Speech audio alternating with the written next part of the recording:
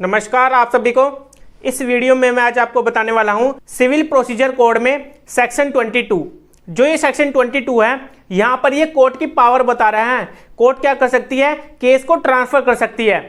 लेकिन अगर वहां पर डिफेंडेंट वहां पर रिक्वेस्ट करता है, डिफेंडेंट अगर एप्लीकेशन फाइल करता है कोर्ट के सामने जहां पर एक से ज्यादा जगह पर जुडिशन बन रही है, जैसे मैंने आपको सेक्शन 16 से लेकर के सेक्शन 20 तक आपको बताया था, उसमें क्या था, जहां पर एक से ज्यादा जगहों पर जुडिशन बन रही है किसी एक कोर्ट की, तो वहां पर प्लेंटिफ क्या कर सकता था? मान लीजिए 3 जगहों पर जुडिशन बन रही है एक कोर्ट की, तो वहां पर तीनों में से एक जगह पर केस फाइल कर सकता है, जैसा मैंने सेक्शन 16 से लेकर के सेक्शन 20 तक आपको बताया था। अब यहां पर ये यही कह रहा है कि अगर मान लीजिए 3 जगहों पर जुडिशन बन रही है और प्लेंटिफ क्या करता है, इन तीनों में से कहीं पर भी सूट फाइल कर सकता है, तीनों में से एक जगह पर करेगा। मान लीजिए कर दिया, अब जो डिफेंडेंट है, डिफेंडेंट वहां पर कोर्ट से रिक्वेस्ट कर सकता है एप्लीकेशन दे करके कि यहां पर ये जो सूट यहां पर फाइल किया गया है, इसको इस कोर्ट में ट्रांसफर कर दीजिए, इस कोर्ट में सुना जाना चाहिए ये केस। तो यहां पर ही कोर्ट के पास पावर है कि वो ट्रांसफर कर सकती है। तो कोर्ट कैसे इस केस को ट्रांसफर करेगी? और प्लेंटिफ को वहां पर नोटिस भी दिया जाएगा। ये सेक्शन 22 यहां पर ये बता रहा है। अब चलते हैं इसकी बेयर एक्ट लैंग्वेज पर। जो इसकी बेयर एक्ट लैंग्वेज है यहां पर ये क्या बता रही है? Where a suit may be instituted in any one of 2 or more courts and is instituted in one of such courts any defendant. अब यहां पर ये लाइन क्या बता रही है? जहां पर भी कोर्ट की जुडिशन बन रही है, मान लीजिए 3 जगहों पर कोर्ट की जुडिशन बन रही है। अब प्लेंटिफ ने क्या किया था? इस वाली कोर्ट में केस फाइल कर दिया था डिफेंडेंट के अगेंस्ट में। अब यहां पर डिफेंडेंट बोल रहा है कि यहां पर यह केस नहीं चलना चाहिए, इस कोर्ट में चलना चाहिए। यहां पर यह एप्लीकेशन फाइल कर रहा है इस कोर्ट में कि यहां पर यह केस यहां पर नहीं सुना जाना चाहिए, इसको यहां पर सुना जाना चाहिए। कोई भी डिफेंडेंट जो भी केस में जितनी भी पार्टीज है उसमें कोई भी डिफेंडेंट आकर के यह एप्लीकेशन फाइल कर सकता है। ठीक है, ये लाइन यहां पर ये बता रही है। अब आगे कहा गया है after notice to the other parties. अब जब भी डिफेंडेंट केस को ट्रांसफर करने के लिए एप्लीकेशन देता है कोर्ट में कि केस को इस कोर्ट में सुना जाना चाहिए, तो वहां पर जो अदर पार्टीज है, जो प्लेंटिफ है जिसने केस फाइल किया था, उसको वहां पर क्या दिया जाएगा? नोटिस दिया जाएगा। पहले उसको नोटिस दिया जाएगा केस को ट्रांसफर करने के लिए, ताकि उसको भी पता चल सके, ताकि वहां पर वो अपना ऑब्जेक्शन उठा सके कि यहां पर केस ट्रांसफर नहीं किया जाना चाहिए, और वहां पर वो अपने रीजंस भी बताएगा कि क्यों नहीं किया जाना चाहिए। इसी वजह से यहां पर नोटिस दिया जाएगा डिफेंडेंट के थ्रू। जब भी उसको केस ट्रांसफर करवाना हो किसी अदर कोर्ट में, उसको पहले नोटिस देना होगा प्लेंटिफ को। अब आगे पढ़िए, आगे देखिए आगे क्या लिखा है। इसमें कुछ कंडीशंस बताई गई है, वो कंडीशन डिफेंडेंट को फुलफिल करनी पड़ती है। अगर ये फुलफिल नहीं करेगा तो फिर उसको अपॉर्चुनिटी नहीं मिलेगी, मतलब कि केस को ट्रांसफर करने के लिए।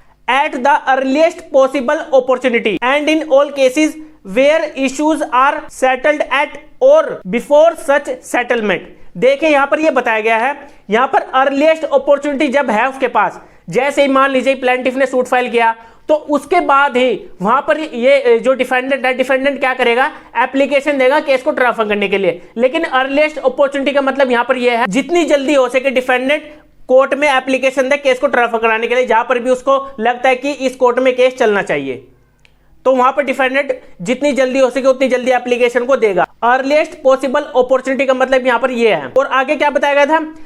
या फिर सेटल जिस दिन होना है, जिस दिन केस सेटल होना है उस दिन वहां पर एप्लीकेशन देगा। सेटलमेंट होने से पहले, केस के सेटलमेंट होने से पहले वहां पर वो एप्लीकेशन देगा केस को ट्रांसफर करने के लिए। ये सभी कंडीशंस डिफेंडेंट को फुलफिल करनी पड़ेगी। और एक और मैंने आपको बताई थी, इस पहले वाली लाइन में क्या बताया था, इससे पहले वाली लाइन जो मैंने आपको बताई थी, वहां पर नोटिस देना पड़ेगा प्लेंटिफ को, ताकि वहां पर वो अपने कुछ रीजंस बता सके कि क्यों नहीं किया जाना चाहिए ट्रांसफर।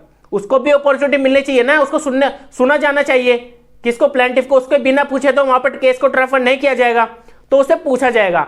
इसका मतलब कि उसको नोटिस दिया जाएगा डिफेंडेंट के थ्रू। अब देखिए आगे पढ़िए, आगे क्या लिखा है? And the court to which such application is made. जब भी डिफेंडेंट एप्लीकेशन फाइल करेगा तो वहां पर एप्लीकेशन को देखेगा, ठीक है, और फिर जो मैंने आपको बताया था नोटिस दिया जाएगा प्लेंटिफ को, वहां पर उसके ऑब्जेक्शन को भी सुनेगा।